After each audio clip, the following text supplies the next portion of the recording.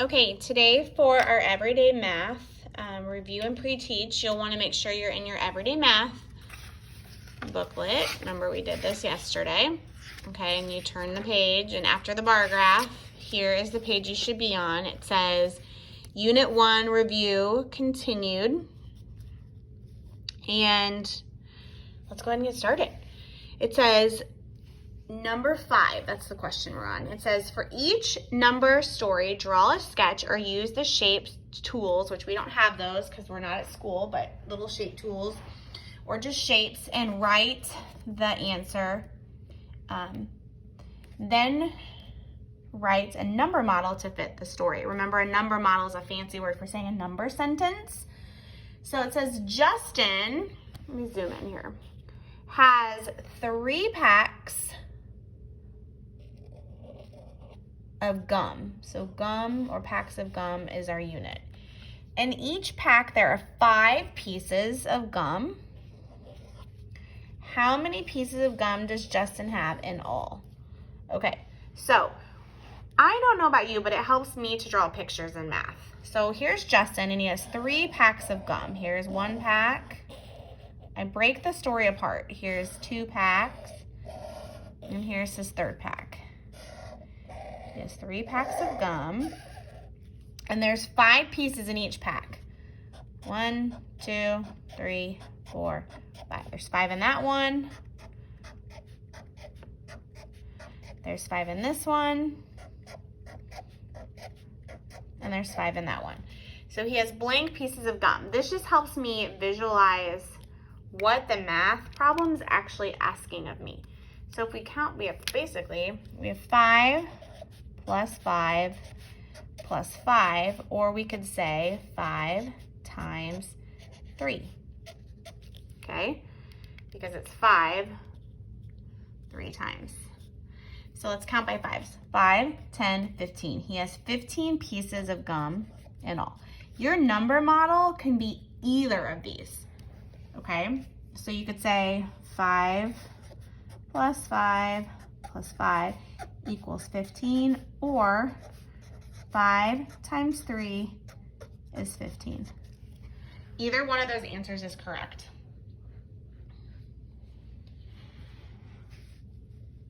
Letter B says, pause the video if you need to catch up, okay?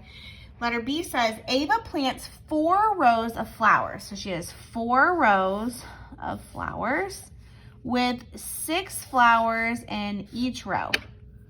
How many flowers does she have in all? So here's a row. I'm going to call this row 1, row 2, row 3, and row 4.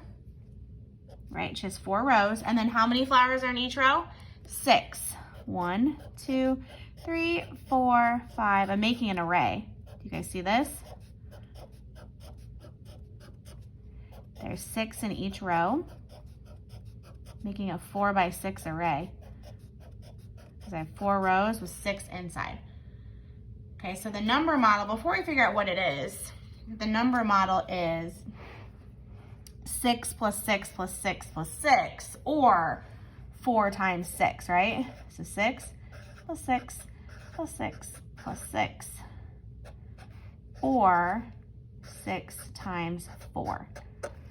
Okay, now, the way we can figure this out, if we know our doubles facts, 6 plus 6 is 12, okay?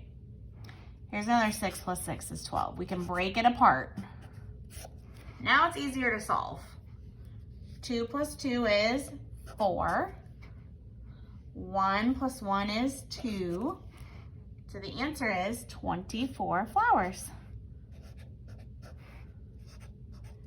Okay? See that?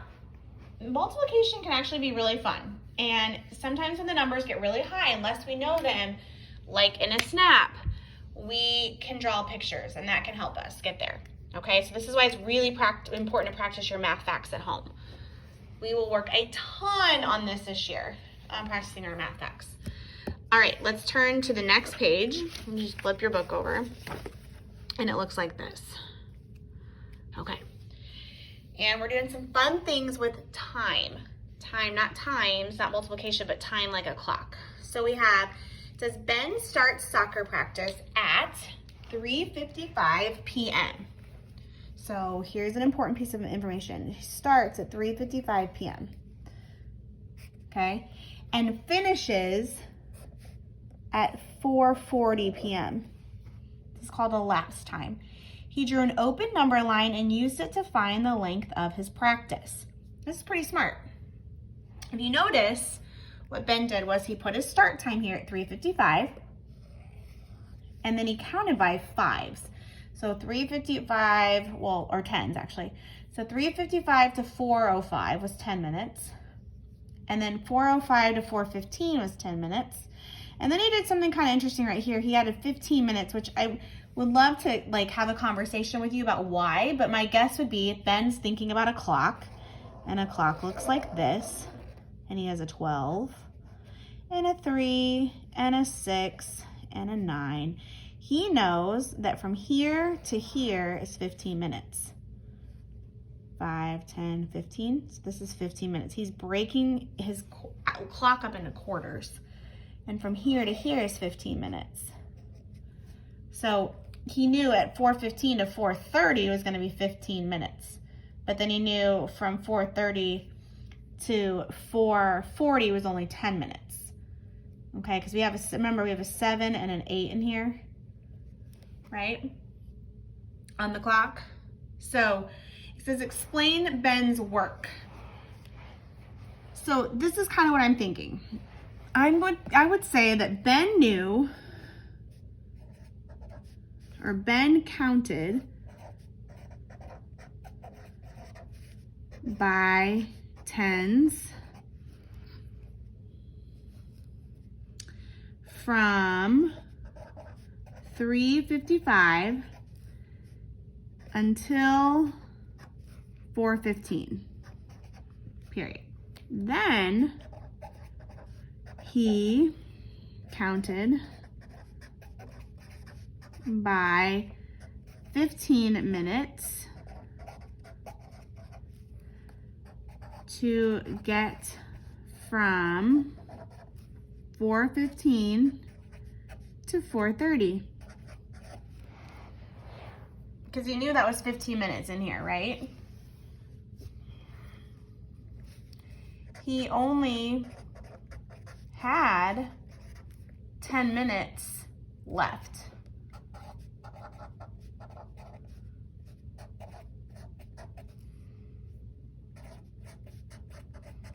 A practice after that to finish at 4:40. Think. Okay, so he could have done something different. You could have done 3:55 and you could have broken this down by 5. So you could have done 4 o'clock, right? 4:10. See, 3:55, 4 o'clock. 4:05, 4:10, 4:15. He could have said 4:20. 4:25. He'd have to fit 2 in there, right? To get to 4:30. And then 4:35 to get to 4:40. So his practice was 45 minutes long, like 10, 20, 10, 20, 30, and then plus 15 was 45 minutes. I know that's a little tricky. We'll keep working more on elapsed time. Sometimes when I've had to do elapsed time, I draw out a clock myself. So like if I were to draw a clock out for this, we know he started at 3:55. So he starts at 3:55.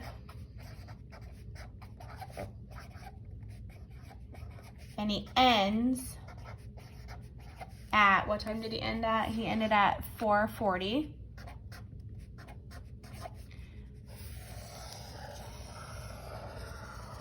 Like if we're taking an NWEA test, you can draw out a big clock like this.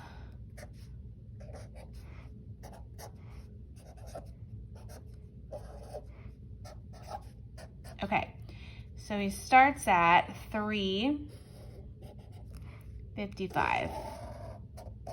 And he has to end at 4:10. Okay, so he would go 5 minutes. Now he's at 4 o'clock.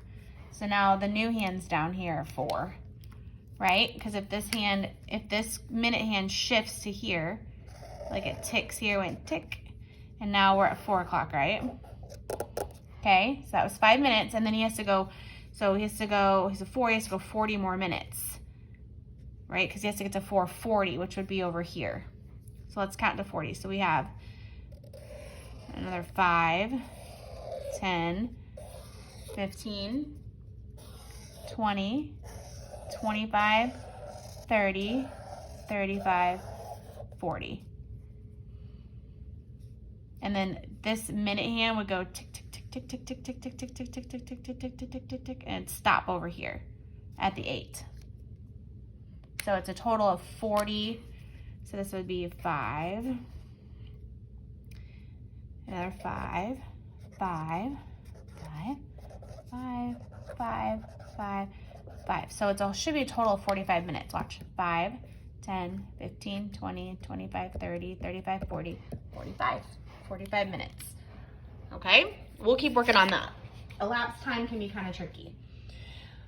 All right, it says round each number to the nearest 10. And we're going to do a lot of this year where we have a number like, it says 41. Okay, round it to the nearest 10. So I'm going to put 41 in the middle. Okay, even though it's in the middle. And I'm going to figure out which groups of 10 would be on each side of this 41. It's going to hug the 41. So we have 40, that's a 10, right? And then 50 would be a group of 10. These two groups of 10 are going to be hugging this 41. So 41, is it closer to 40 or is it closer to 50? It's closer to 40. Okay, so 41 rounded to the nearest 10 would be 40. It's closer to 40 than it is to 50. We have to go 9 more markers to get to 50, and this is only between 1. Okay, so we have 68. We're going to put 60 in the middle. And we're going to say, is it closer to 60 or 70? Because these are the groups of 10. If you looked on a number grid, it would be closest to 68. So which one would be closer to 60 or 70? So we have 61, 62, 63, 64, 65, 66, 67, 68. We have 68, 69, 70. We only have 2 dashes to 70. So it would round closest to 70. Okay? All right. Again, if you're confused or have any questions, it's okay. We're going to do a lot of this school year, but I just wanted to give you a little dose of what it kind of looks like. All right? Okay, good job, guys. That's the rest for it today. I will see you back here tomorrow.